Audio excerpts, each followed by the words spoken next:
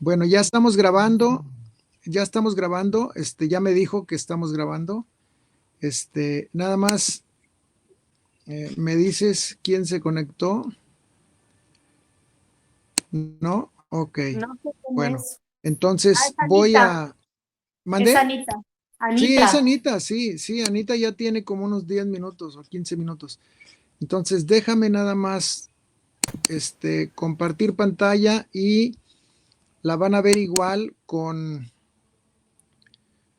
la grabación, van a ver ustedes la pantalla, no me van a ver a mí. O sea, quien quiera la grabación, yo les voy a decir cómo entrar.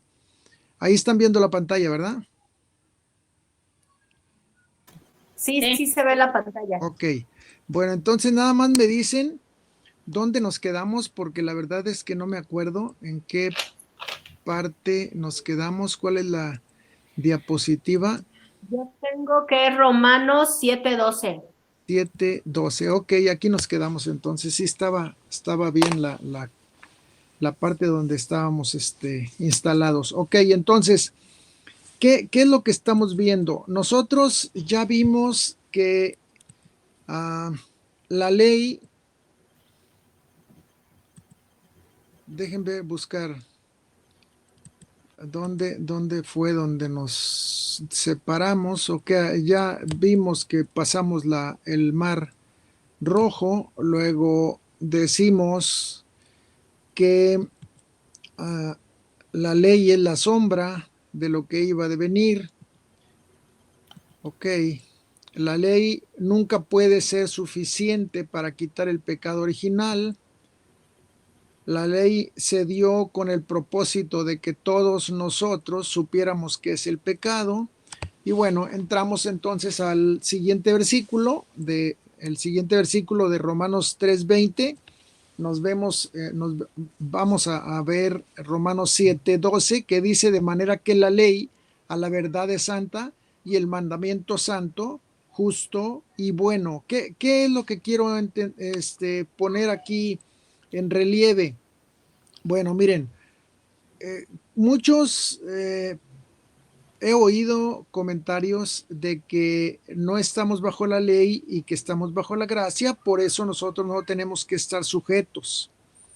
La verdad es que es bien claro Romanos 7:12, que dice: de manera que la ley a la verdad es santa y el mandamiento santo, justo y bueno.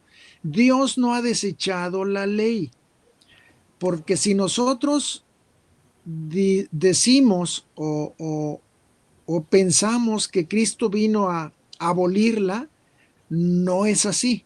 ¿Se acuerdan que hablamos de que la ley sigue siendo para nosotros un elemento que nos dirige hacia la reglamentos y órdenes y preceptos y valores y principios del reino? Por lo mismo, Cristo no vino a poner punto final a la ley, no.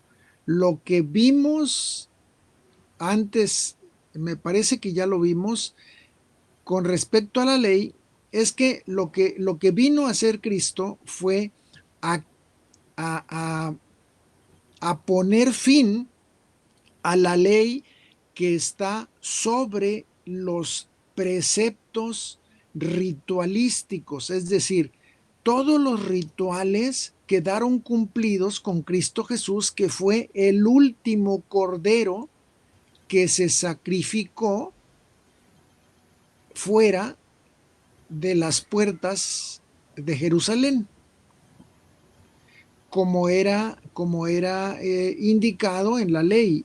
Tenía que ser fuera del tabernáculo el sacrificio que se hacía. Entonces, este, eh, vamos a llamarle acto que ejecutó Cristo en el Gólgota, mostraba que era el último cordero, es decir, todos los rituales se habían conjuntado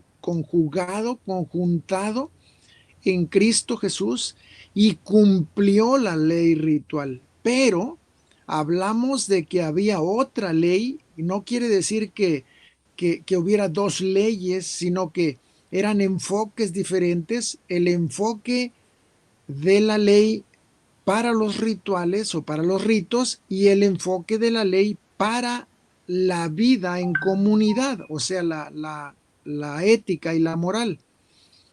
Entonces, Cristo vino y quitó la ley con respecto a los ritos, pero la ley con respecto a la ética y moral, esa Dios la sigue manejando para que nosotros vivamos conforme a los preceptos que Él instaló desde que, no quiero decir que ahí fue instalado, pero sencillamente como una parte escrita desde que salió el pueblo de Israel o los hebreos de la esclavitud de Egipto. No quiere decir que antes no había ley, no, Dios le había dado leyes a Noé, digo a Adán y a Eva, a Noé y a Abraham. Ellos conocían la ley de Dios, o sea, no eran ignorantes, no vivían conforme a sus principios, no. Ellos se regían porque Dios les había dicho cómo regirse. Además, todas las naciones, se acuerdan que lo platicamos, en esas épocas de Abraham para atrás, conocían que había un Dios que era el verdadero. Los otros eran solamente imágenes para suplir a Dios aquí en la tierra, lo hacían los humanos. Entonces, Dios les enseña cómo vivir. Y la ley no quiere decir que porque en el monte Sinaí se dio, por eso de ahí comienza la ley. ¿Comienza la ley escrita? Sí, pero la ley estaba en el corazón de todos los humanos, desde el momento en que nacen en el jardín del Edén. Ahí nacen con una hambre de conocer más de Dios, del Creador, de quien los hizo a cada uno. Y entonces, no significa esto que por el hecho de que nos lo dio Moisés en el monte Sinaí, en Horeb, por eso ya ahí comienza, ¿no? Sencillamente ya lo traía el hombre escrito en su corazón.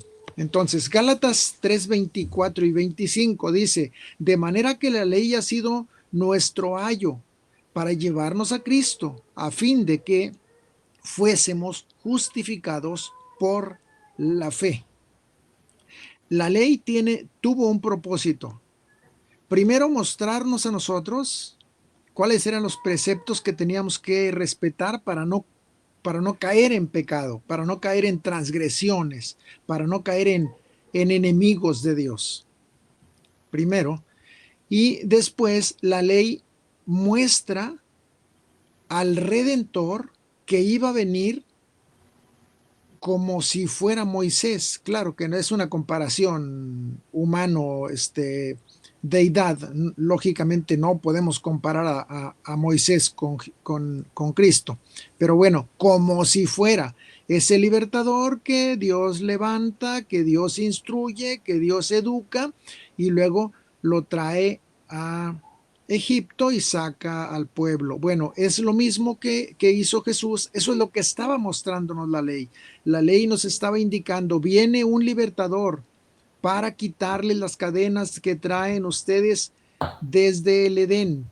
Esas cadenas solamente se pueden quitar si ustedes van a la cruz y le piden a Cristo, que era el libertador, le piden a Cristo que rompa las cadenas que traen ustedes colgando.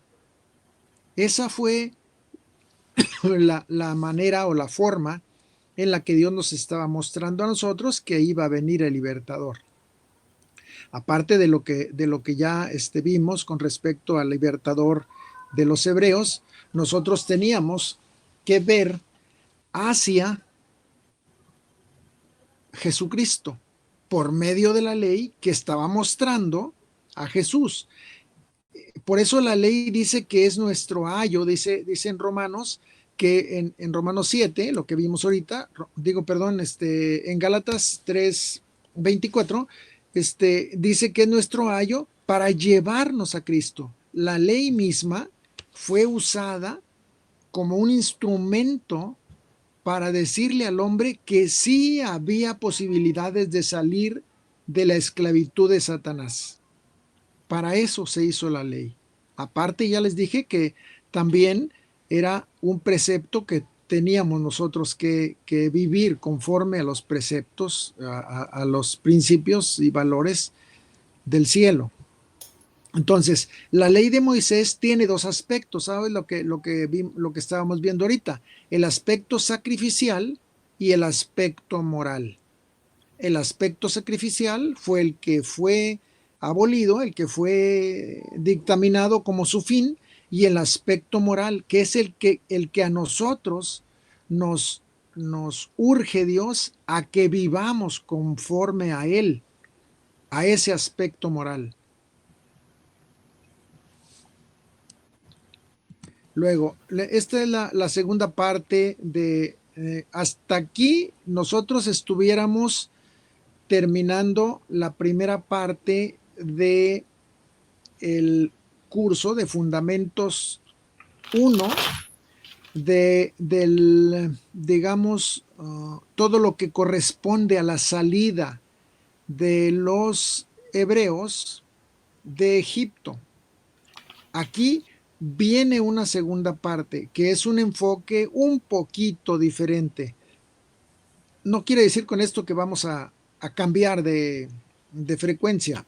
No, sencillamente vamos a enfocarnos con más detenimiento en otros aspectos que habíamos dejado, porque estábamos viendo cómo se rompieron las cadenas, cómo nos liberaron de la esclavitud, cómo llegamos al mar, cómo fueron ahogados todos los que habían sido nuestros verdugos, luego cómo caminamos hasta el Sinaí, luego cómo nos dieron las tablas y luego cómo caminamos después del Sinaí. Esto es ya después del Sinaí, que eso es lo que vamos a ver ahora.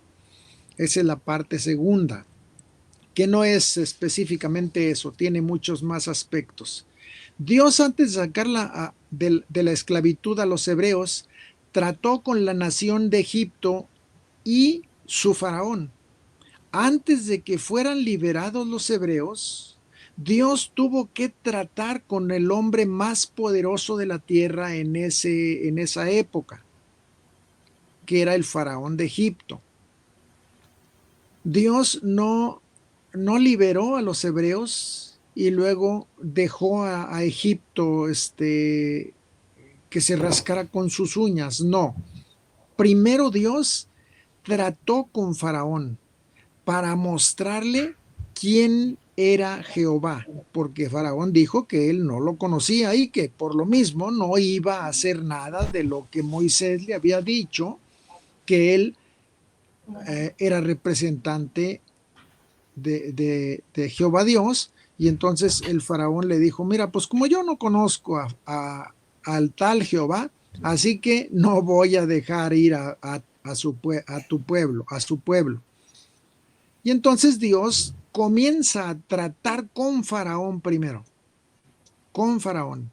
Y al final, o sea, me estoy refiriendo, ya después que fueron sacados los hebreos, que casi los corrió el pueblo porque Faraón no quería, después que fueron lanzados al desierto los hebreos, entonces Dios trata la última parte del corazón del faraón.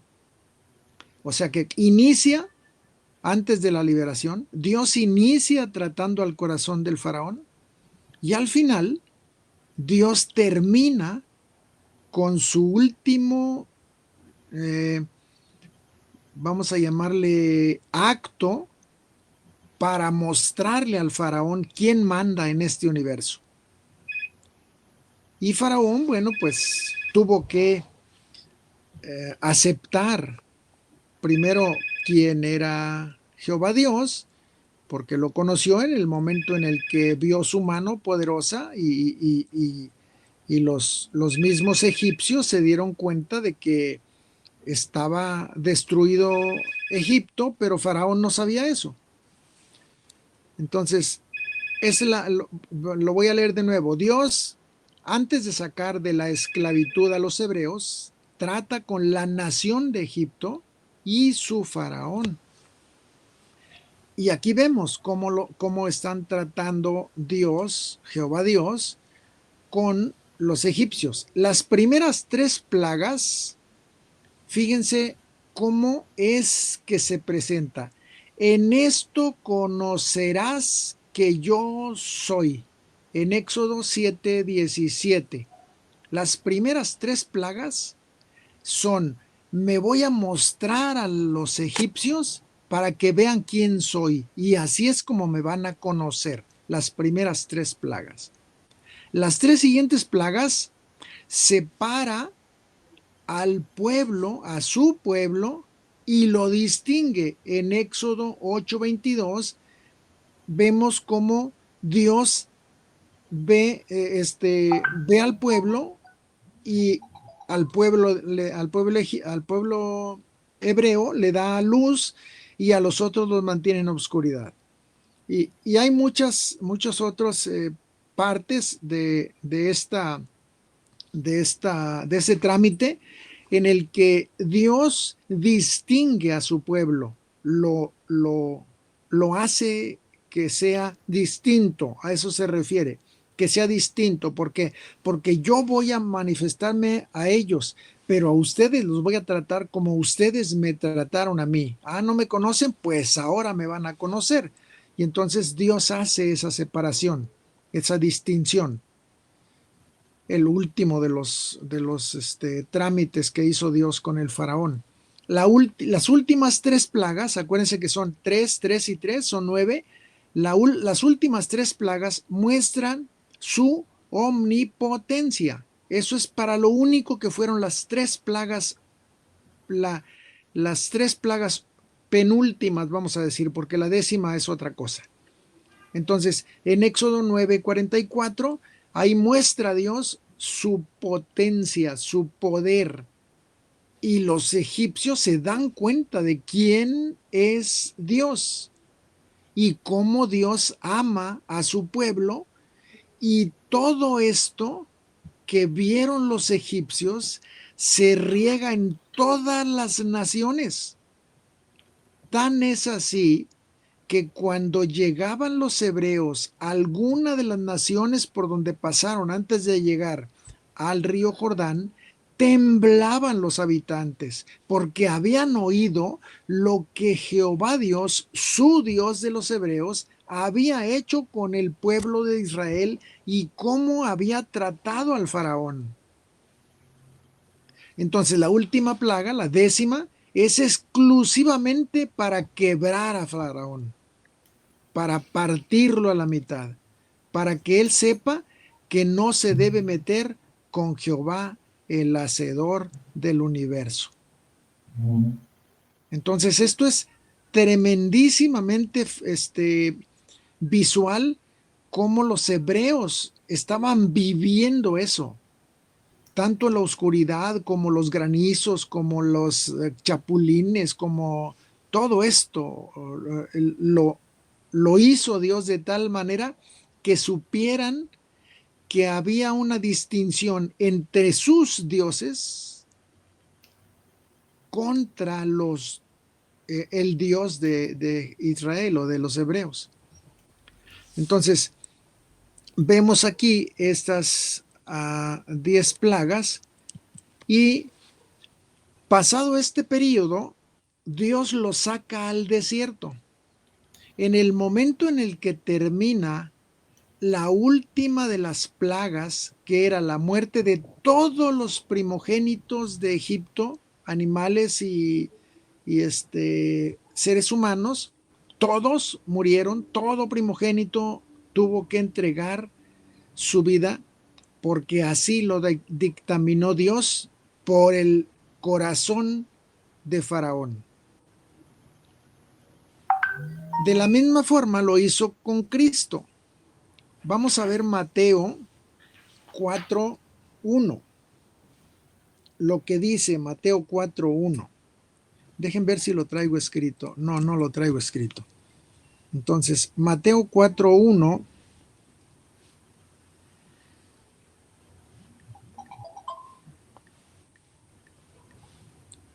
dice así.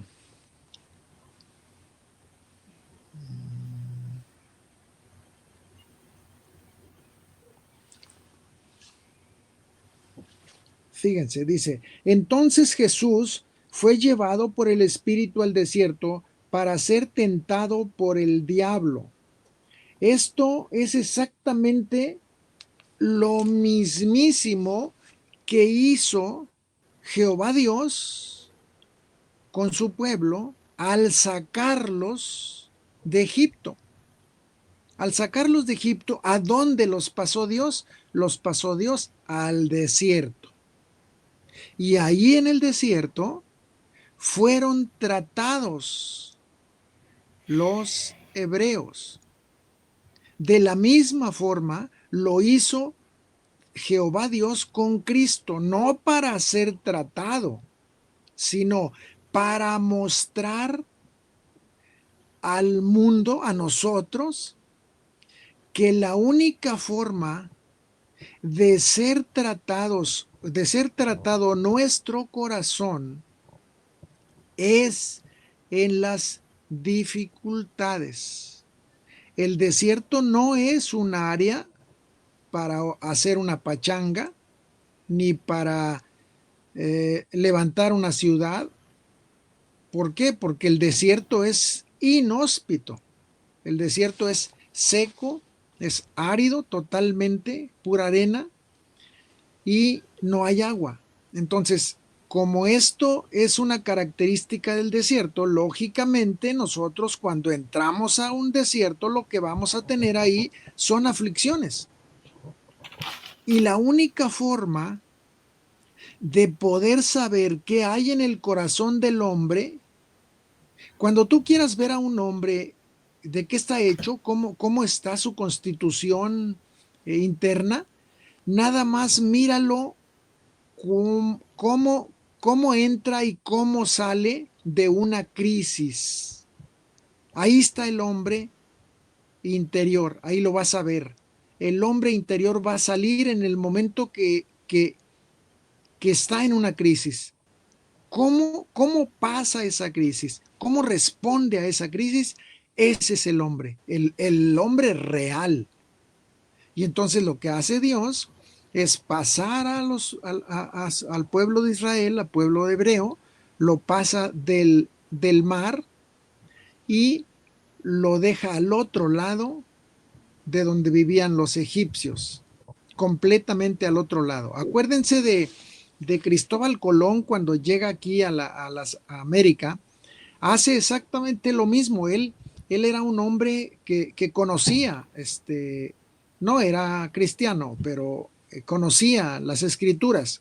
Él sabía que el pueblo hebreo fue transportado al otro lado del mar y él lo que hace, estamos hablando de Cristóbal Colón, lo que hace es llegar desde España a estas tierras y lo primero que hace es quemar las naves.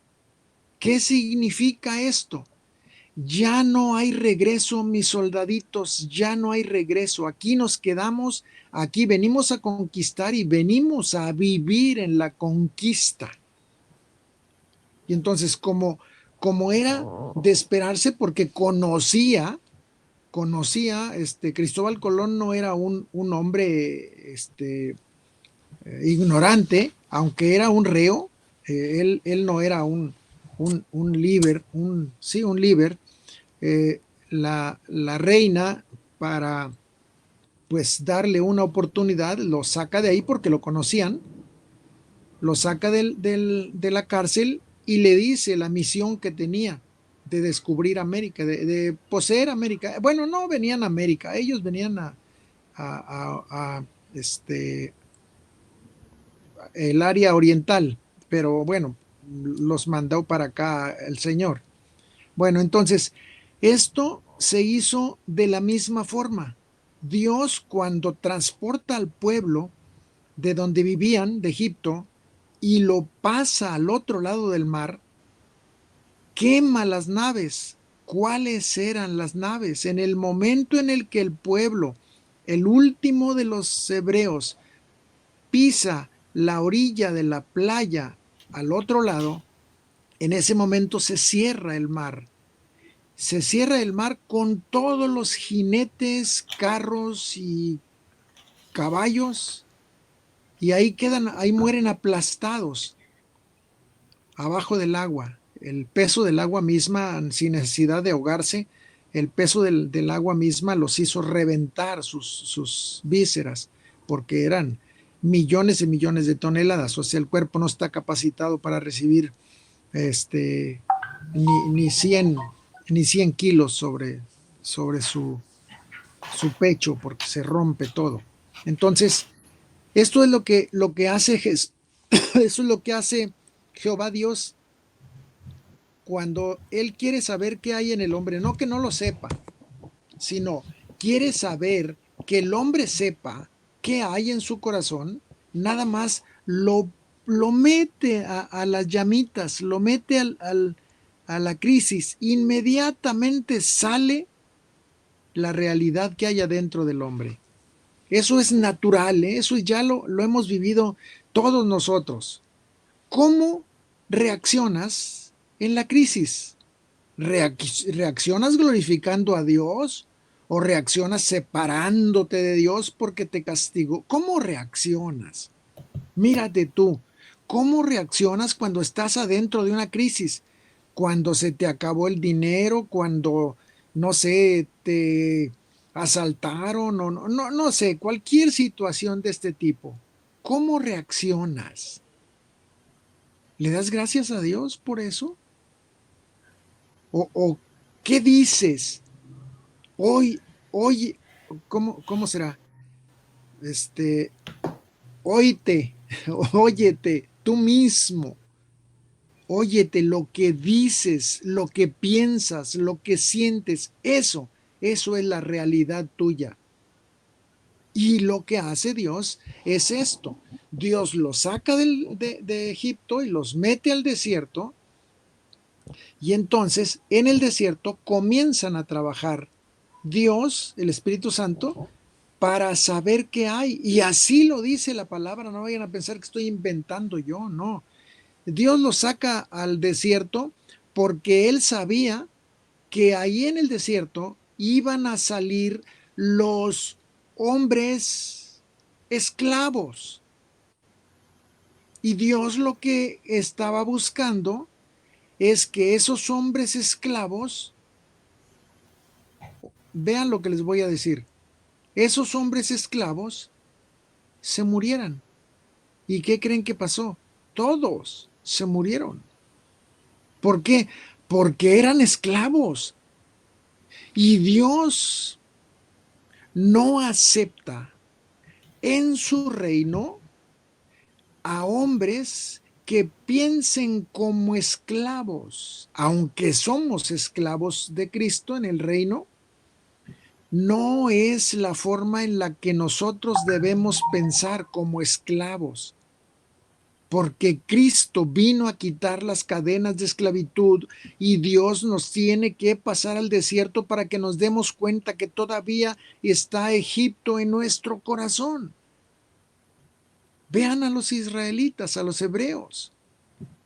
Pero bueno, ¿por qué digo que de la misma forma lo hizo con Cristo? Que Cristo también tenía que quitarse la forma de no, de ninguna manera. Solo que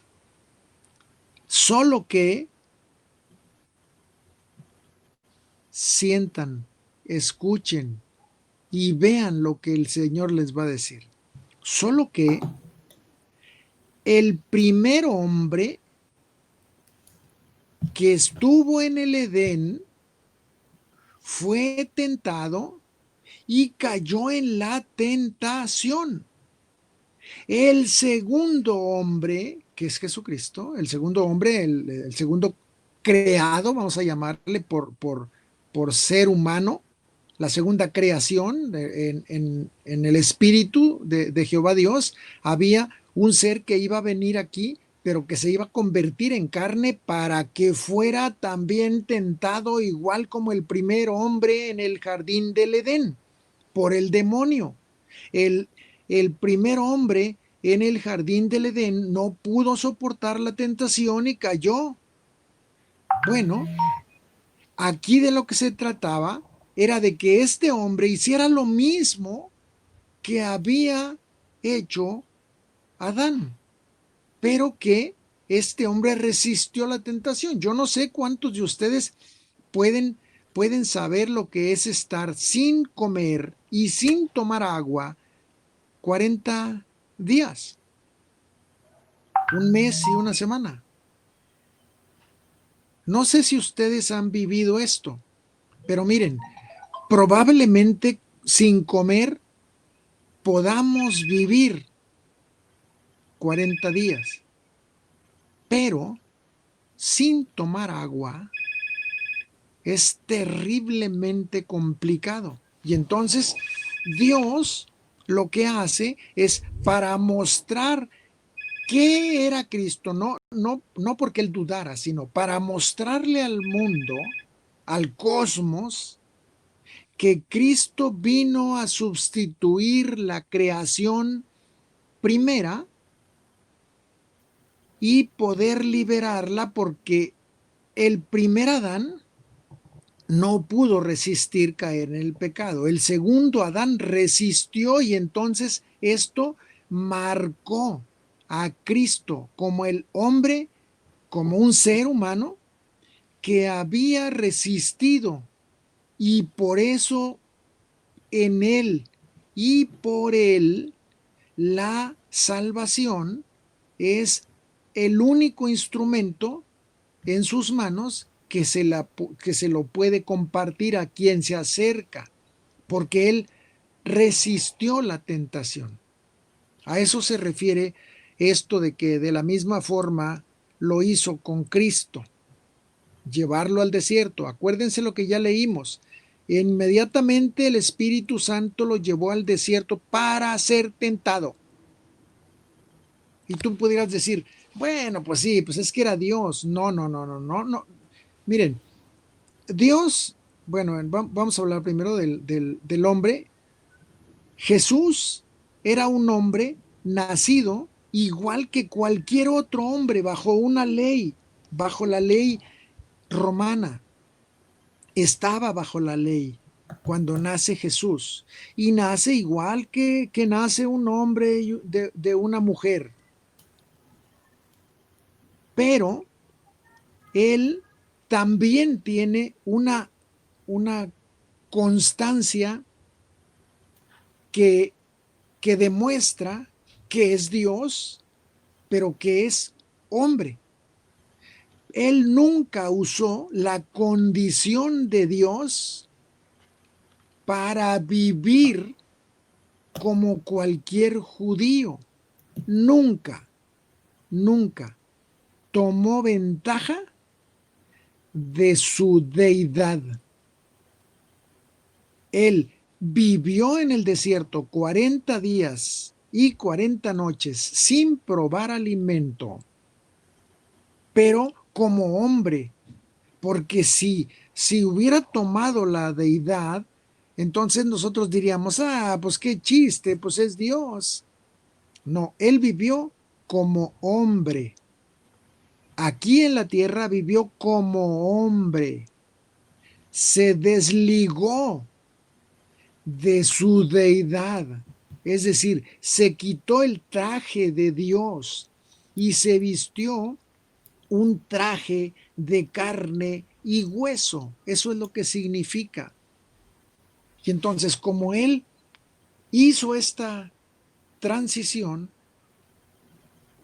de ir al desierto, pero porque el Espíritu Santo lo llevó para que fuera tentado, esta es la parte más álgida de su vida, porque fue la primera cosa que hizo, lo que también pasó en el Edén con Adán. Y entonces Jehová Dios lo único que estaba diciéndoles a la humanidad, les voy a probar que sí es posible vivir como yo lo estoy mandando en la carne. Eso es lo que significaba lo que hizo Dios. El desierto. Vamos a ver qué es el desierto con relación a lo que los hebreos dicen. ¿Qué es el desierto? Con esto terminamos. El desierto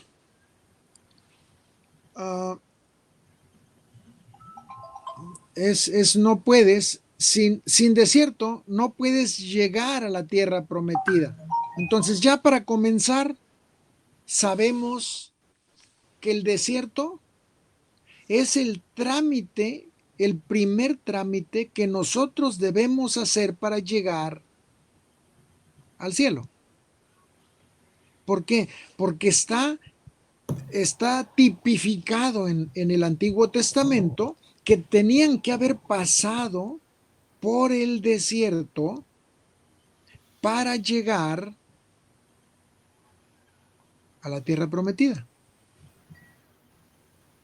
Y entonces, en el momento en el que el hombre, déjenme corregir aquí, ya la borré en lugar de, en el momento en el que el hombre decide seguir a Cristo, se va a enfrentar con una situación. Tiene que pasar por el desierto para llegar a donde Cristo fue. Esa es la condición. Sin desierto no puedes llegar a la tierra prometida.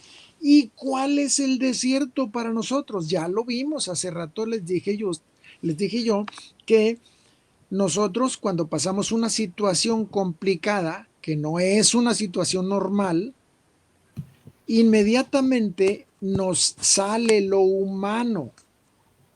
Nos desesperamos, nos desanimamos, nos tensionamos, todo eso que ya sabemos que es parte del ser humano. Y reclamamos.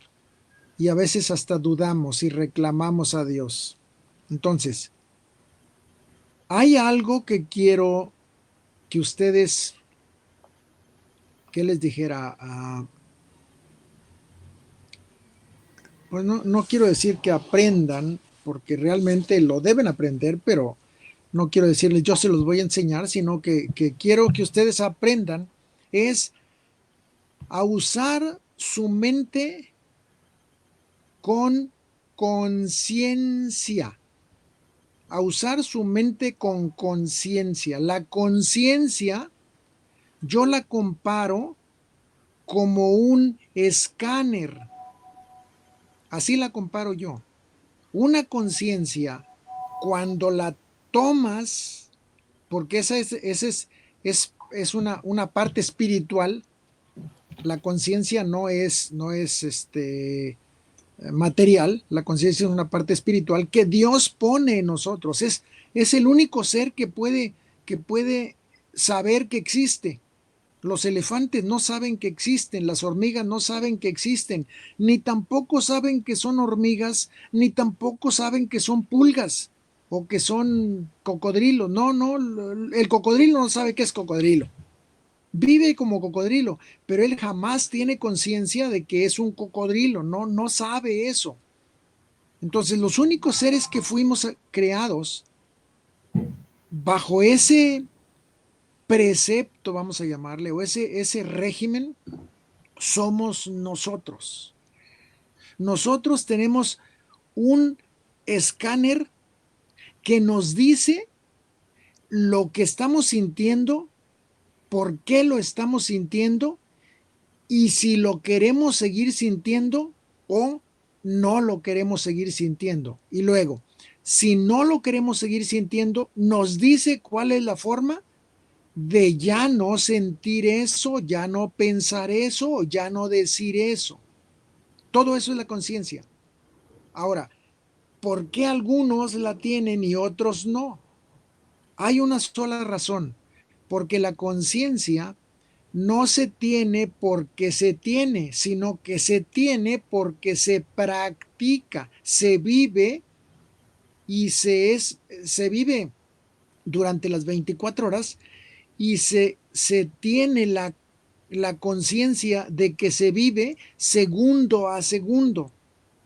Cuando no usas la conciencia, ese segundo que no lo usaste, que no usaste la conciencia, no puedes decir que lo viviste porque viviste fuera de tu ser integral.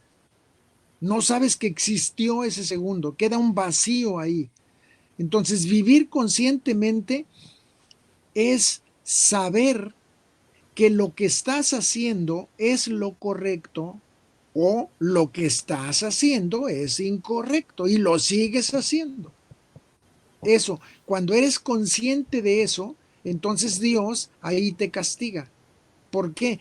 Porque a sabiendas de que estaba mal, Dios se quita el cinturón y te dice, lo hiciste a sabiendas, así que no puedo perdonarte. Así de plano, ¿eh? No vayan a pensar que eso lo vamos a ver con versículos enseguida. Pero ahorita nos quedamos aquí para que podamos continuar. Vamos a ponerle aquí que este fue el último para tenerlo como presente de que aquí nos quedamos. Entonces, aquí nos vamos a quedar nada más para marcarlo y ya poder terminar porque tengo clase en la siguiente. Entonces, Sí, abren sus micrófonos ya con toda confianza. Entonces, vemos aquí cómo es que Dios nos está llevando a través del desierto para decirnos algo. ¿Sabes qué hay en tu corazón, Araceli? Y Araceli le va a decir al Señor, algunas cosas sí sé. Bueno, yo quiero que sepas todo. Y entonces Dios nos va a obligar a que nosotros razonemos. Conciencia y razón son dos cosas diferentes, ¿eh? Son dos cosas diferentes. Es más, la razón y la conciencia la usa el Espíritu Santo para discernir. Sin razón y sin conciencia no puedes discernir nada. Si no tienes control de tu conciencia y no tienes control de tu razón y no tienes control de tu mente, no puedes discernir. Porque es a través de la razón como tú vas a poder pasar de lo espiritual a lo material los actos que estás haciendo. Tus actos, como tú actúas aquí, eso es a través de la razón. Bueno, Dios usa tu razonamiento para decirte qué cosas sí y qué cosas no puedes hacer o no te convienen. Pero a través de la conciencia, tú decides si le haces caso a Dios o no. Así de fácil. ¿Te has fijado tú cuántos pensamientos negativos pasan por tu mente al día? ¿Los has revisado? ¿De dónde vienen? ¿Por qué piensas como piensas? ¿Por qué sientes como sientes? Bueno, todo esto, lo que nos da a nosotros es la posibilidad de ser seres humanos. Eso es todo. La conciencia nos da la posibilidad de ser seres humanos. Sin conciencia, somos una lagartija, o un sapo, o un cocodrilo, o una ballena, cualquiera de esos. Sin conciencia. Entonces, vivir sin conciencia es algo que se acerca al pecado. No es pecado.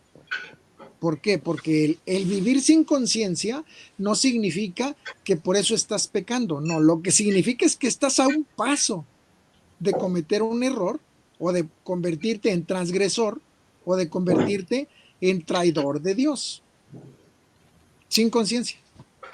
Eso es importantísimo. Próximo viernes, continuamos. Ahorita por lo pronto me meto en la otra sala porque ya nos están esperando.